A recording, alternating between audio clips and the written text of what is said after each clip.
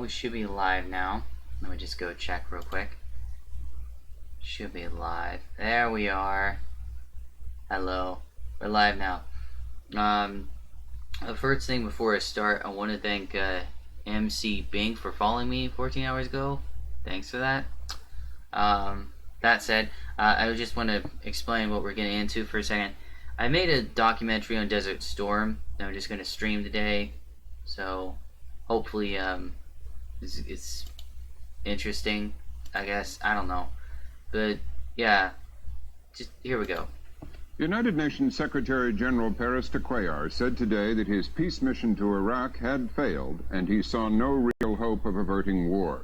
The Secretary General met with Saddam Hussein in Baghdad yesterday in a last attempt for a diplomatic solution to the crisis before tomorrow's We have no argument with the people of Iraq. Indeed, for the innocents caught in this conflict, I pray for their safety. Yeah, I think we're probably hurting them, but I really don't have any idea how bad.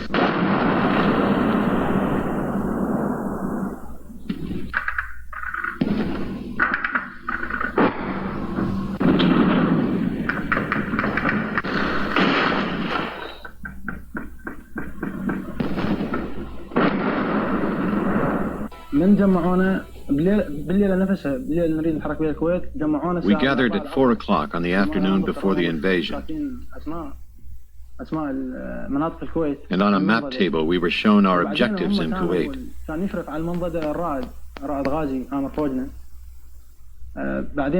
Our captain explained the Kuwaiti government was about to change. We had been asked to help set up the new government. This will not stand. This will not stand, this aggression against Kuwait. George Bush just said to me, Margaret, what is your view? And so indeed I told him that aggressors must be stopped. Not only stopped, but they must be thrown out. An aggressor cannot gain from his aggression. He must be thrown out, and really, by that time in my mind, I thought we ought to throw him out so decisively that he could never think of doing it again.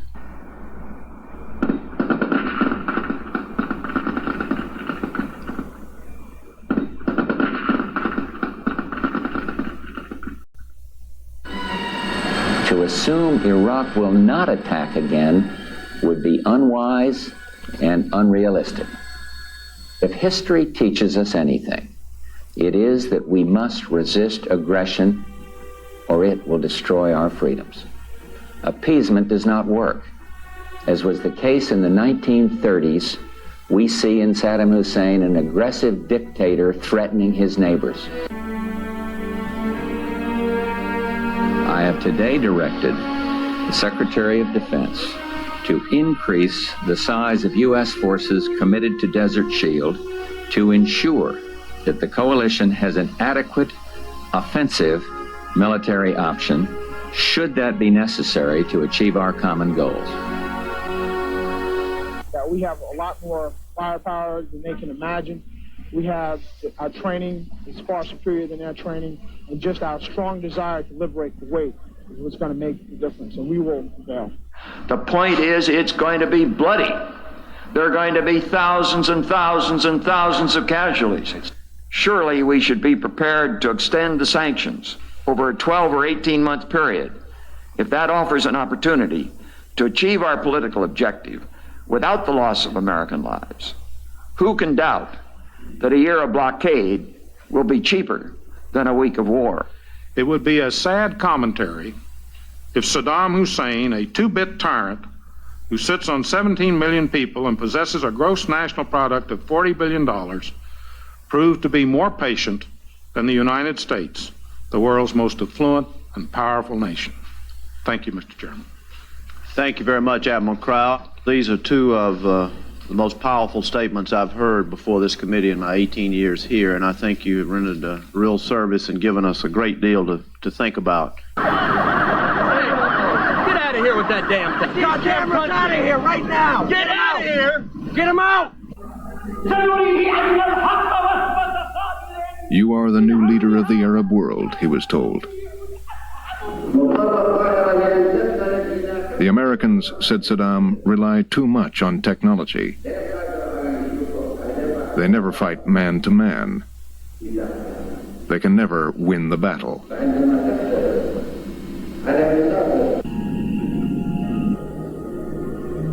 Now, the 28 countries with forces in the Gulf area have exhausted all reasonable efforts to reach a peaceful resolution, have no choice but to drive Saddam from Kuwait by force. We will not fail. 4, 3, 2, 1, launch.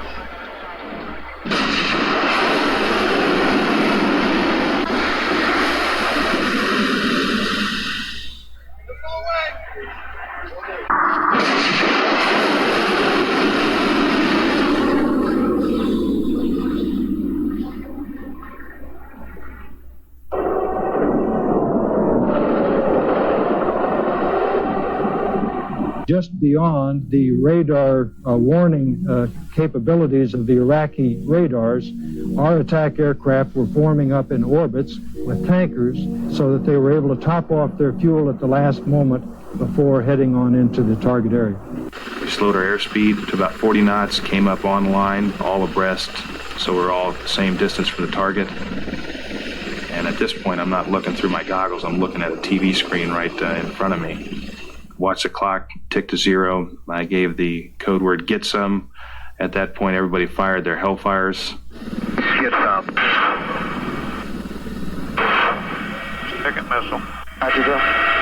They're still in air. Okay. Hit that one, slide on the left. Hit that one. Okay. With the initial blast of the Hellfire, then we really saw some activity in the target. You're lined up. Firing. Firing. I see people running around now. All right. Hold her steady. Got it. Stay with it. There it goes.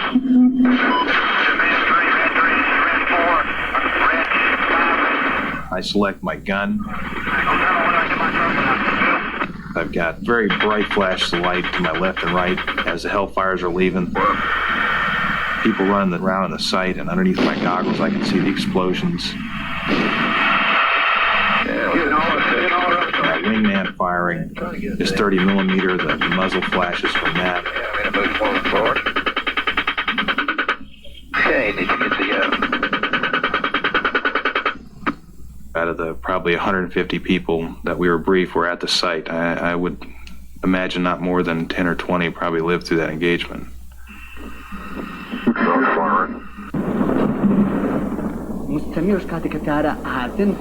That night, orders came from headquarters to fire back any way we could, even if it meant closing our eyes and firing into the sky.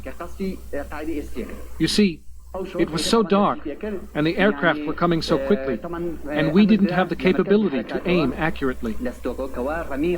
That's why they told us, put up a barrage of fire any way you can.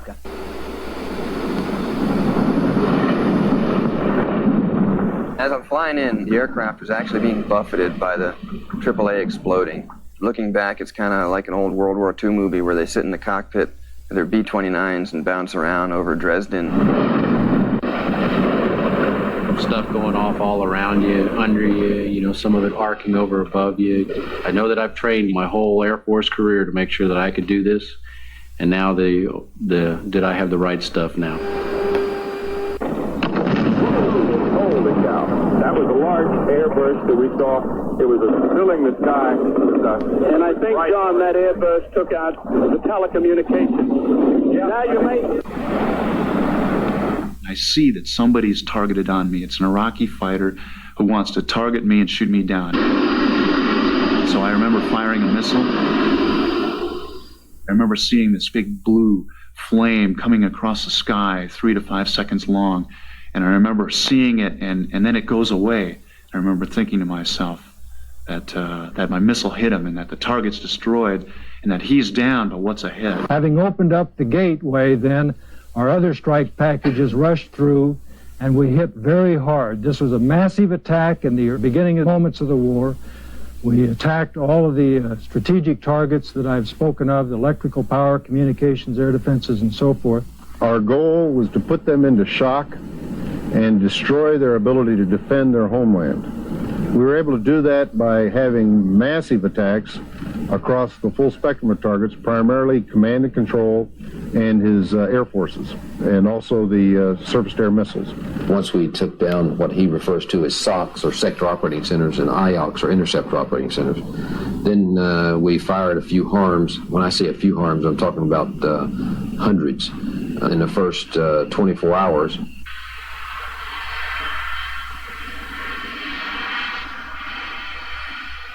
This is war. And the unfortunate part about warfare is that if you are not ferocious, your enemy is, and you take the casualties. And I don't want to see anybody die. But if somebody's going to die, if I have a choice, it's going to be the enemy before it's going to be my troops.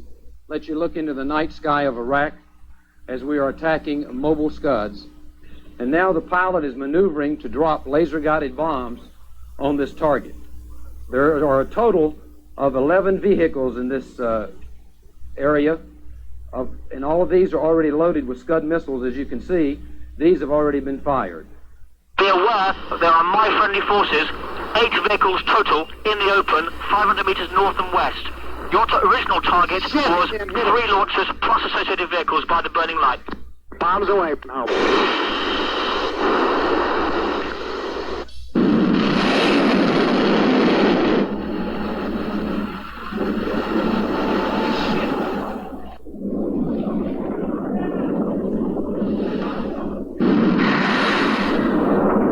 Patriot is 41 for 42. 42 Scuds engaged, 41 intercepted. We've had some tough times in the 30 days, particularly unusual weather in January. It was far worse than we had forecast, and it was only because we were doing so well in our counter-air campaign, taking down airfields and SAM systems, that we were able to maintain the schedule despite the loss of a lot of sorties, up to 50% some days with regard to weather. But I think more importantly, we've demonstrated that we've been able to dig out his forces in the field in Kuwait. We've had particularly good luck with our systems at night, the F-111s, the F-15Es, and the F-117s. In fact, I think their bombing accuracy is absolutely phenomenal. I think the yeoman's work is being done by the B-52s, the F-16s, and the A-10s in bringing large amounts of munitions to bear against him, and I think that's beginning to pay off. It has to be very difficult to be an Iraqi soldier and sit there night after night, day after day, and endure the pounding that he's taking. What do we have here? Crow. Let's see what they are. Man, this is something. Whatever they're towing, it's got 4 wheels on it. I don't see any tubes coming out. AA, perhaps? Guess what? Closer, closer. And 2,253 hours. They've crossed the border. Crossed in Saudi Arabia. King Fahad's going to be pissed. Fahad Baby's going to be pissed. He's going to be hot. Where's our air? This is ridiculous. Frickin' bomber couldn't ask for any better target than that. Stand by. The Harkness missile on shoot down range. Take that bad boy out. When I finally got artillery fire, it was the best feeling in the world. Everything we called in was what we call danger close, which simply means that it's so close that the round could actually hit us instead of the enemy. The Iraqis came very close to capturing us. They were inside of our building for at least a day. You could see their heads down there, and if you wanted to, you could spit on them. We were afraid. We could see death all around us. We could see people we had just spoken to, people we knew, people we lived with, wounded and dying. There was nothing we could do for them. We couldn't reach them, we couldn't save them or pull them to safety. I'm now going to show you a picture of the luckiest man in Iraq on this particular day. Keep your eye on the crosshairs. Right there. Look at here. Right through the crosshairs. Now in his rearview mirror.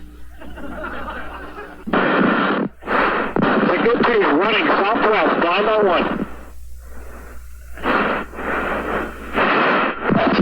3, red. Splash! Splash coming out westbound. Splash 2, OPEC 2, splash 2. OPEC 1 is engaged, second quadrant, come on high. 4, 3, 2, 1, impact. Boom! There's a hit. There's a shack. And oh yeah. Keep it in narrow. Secondaries, big time secondaries. First 3 divisions will cross west of the Owatra in zone at approximately 01200 at H-hour. While I remain apprehensive about some of their capability, I'm also confident that we can work through that. I think we can work through their chemical capability.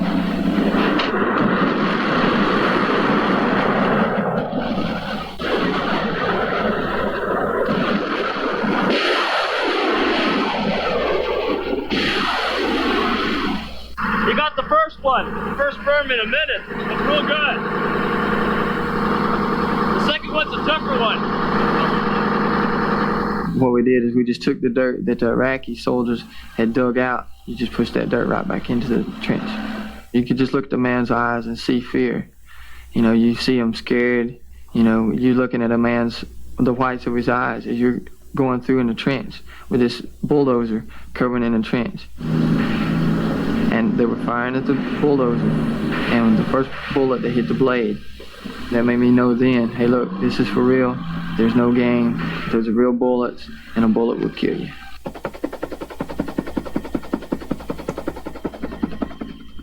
Why did we bomb them? Because there was a great deal of military equipment on that highway. I had given orders to all of my commanders that I wanted every piece of Iraqi equipment that we possibly could destroyed.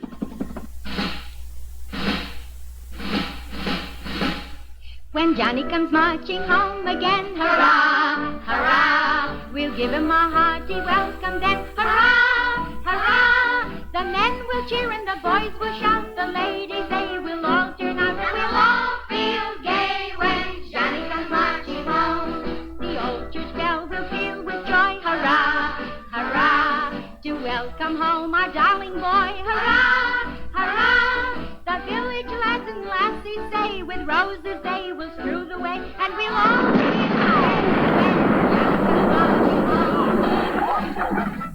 As the other tanks crested the rise, they began to select their targets and engage in an almost simultaneous manner. So 15 seconds before, there was a cohesive or coherent Iraqi defense.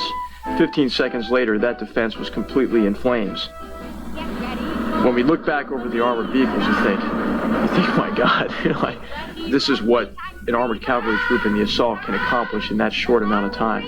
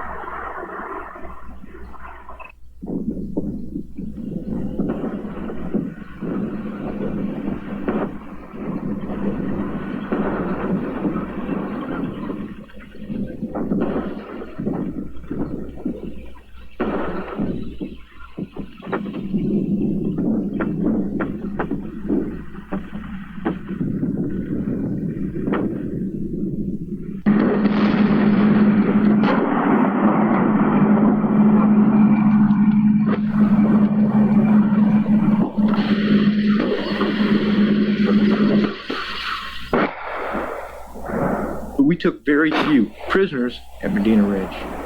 Very few. I saw 3. In the desert, you could see for miles. Most people I saw were dead. Later on in the battle, when I rolled up there was pieces everywhere. I have never seen such destruction in my life. I was just shocked that people can do so much devastation in such a short period of time. We do working on a personal basis. The guys at the top there can people from kilometres away. We have to get out and actually clear the places, obviously the grenade, the rifle and the bayonet, if need be. Does it worry you, the thought of using the bayonet?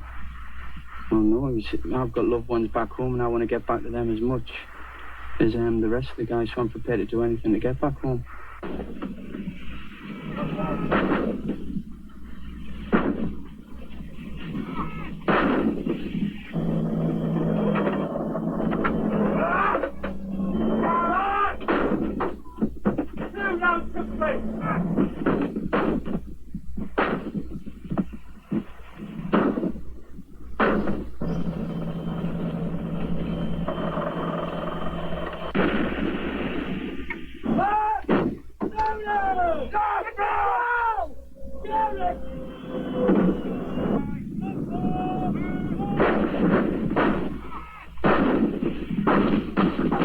We was about 30 metres away in the wagon, waiting for the guns to be blown. And there was just a mass explosion which blows back in the turret. And then when we looked out and seen the wagon had been hit, we moved round in front of the wagon to help with casualties. We took a knock yesterday. You're all grown men. You're all soldiers. And we go on. I'm very proud of you last night. It didn't seem to affect what we did in the slightest. So thank you very much indeed. He owns anywhere from 10 to 20 million mines. We know he's got at least 10 million. We got pocket receipts on 14 million that he bought. Everybody was supplying him. He was our ally till August. We gave him a bunch of stuff. The Kuwaitis gave him money to go buy state-of-the-art. The Saudis gave him money to buy state-of-the-art. He also went out with his own money. He's got toe poppers, he's got claymores, he's got poppers out there. He's got signal flares. If you get up to some fence, you can guarantee it there's a mine in it. He was buying these in lots of 300,000 for $4.80. This detonator has a built-in anti-handling device, a mercury switch. You pick this mine up, it goes off. You eat 5 pounds of explosives. Explosives and the human body don't get along. This ain't the war to be out there playing Rambo. I didn't realize he had so many types, but we knew that he had a lot of mines out there. They've got a pretty formidable minefield, but we're not going to be stupid about it. We're not just going to send a human wave through this thing. He's got a lot of them from a lot of countries. Who let him get them, we don't know, but we're going to have to deal with them now. We are continuing to attack and continue to achieve tremendous success against the Iraqi forces and the KTO. The coalition attack continues to meet with success on the ground, in the air, and at sea. The battle is going extremely well. It has taken our regiments only 36 hours to neutralize an enemy division. As a measure of effectiveness of how we're doing in the air campaign, I just pulled these two things out. I've laundered them so you can't really tell what I'm talking about because I don't want the Iraqis to know what I'm talking about. But trust me, trust me. Gotta get people running the road there. I only count 3 airplanes. Where's the other one? See you up front. Stay true. Roger that. You're taking fire out your left door right now. This is Air Cat 44, Verdi at 16. And scratch 1, BMP. And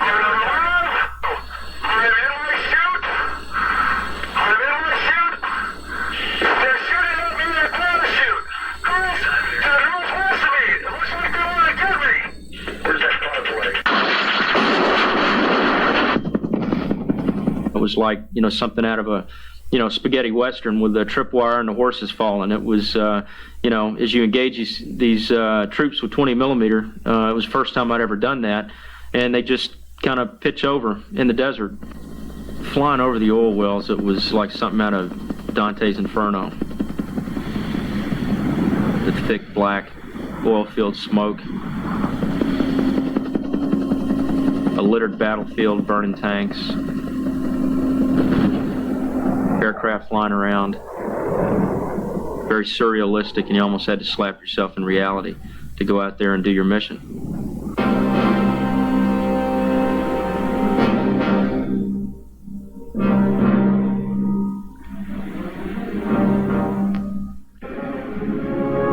The coalition will give Saddam Hussein until noon Saturday to do what he must do. Begin his immediate and unconditional withdrawal from Kuwait.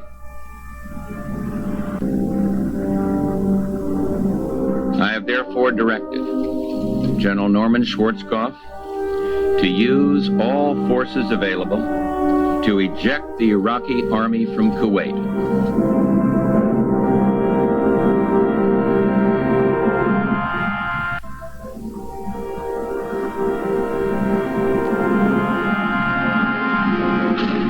It doesn't seem like this third war.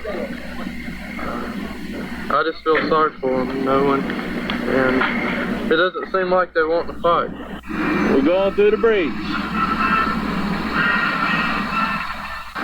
Iraqi fighting positions.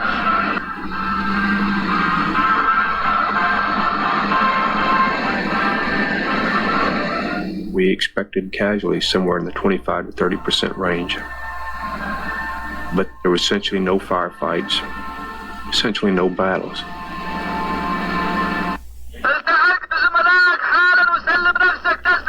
Lay down your weapons, we will not hurt you. We are here to help you. Be home soon.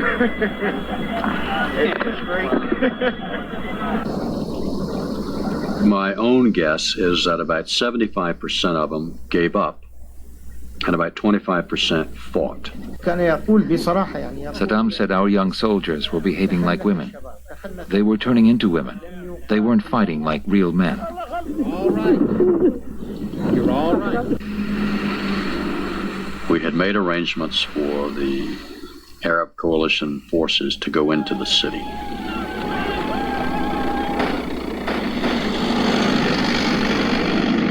And I was sitting there getting a little restless and wondering, okay, what are we going to do? I'm tired of sitting here, so we drove into the city. And the outpouring was something I'll never forget. I don't know where all the people came from. They came down to the side of the road by the thousands. And they had Kuwaiti flags, and some had American flags.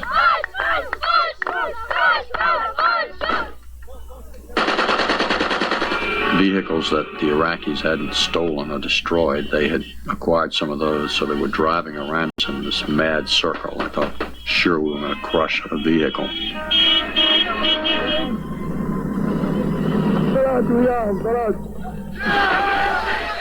What they were saying was, God bless you, America, God bless you.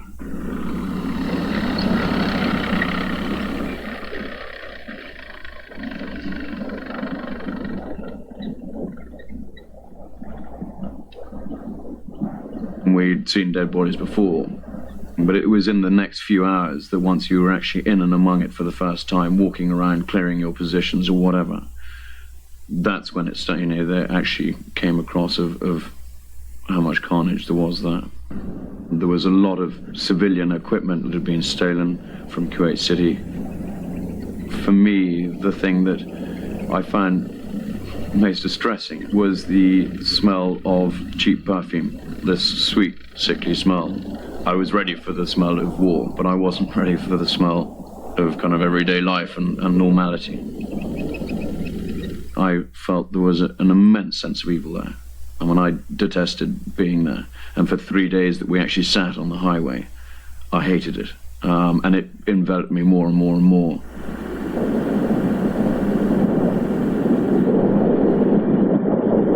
Kuwait is liberated. Iraq's army is defeated. Our military objectives are met.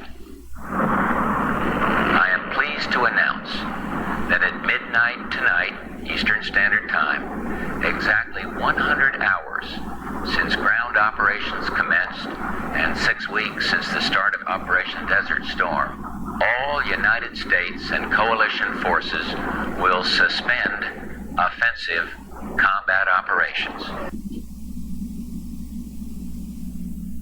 51 Coalition fixed-wing aircraft went down. 36 of those were American. 231 Americans were killed during Operation Desert Shield and Desert Storm. Air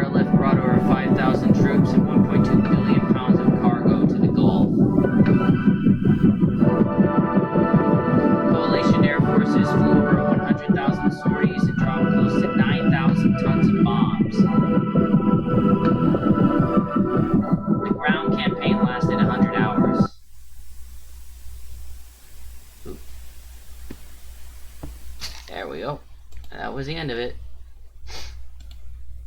Alright. Well, that was the end of that. Alright, yes, we have some time. I just show one more thing and then we'll be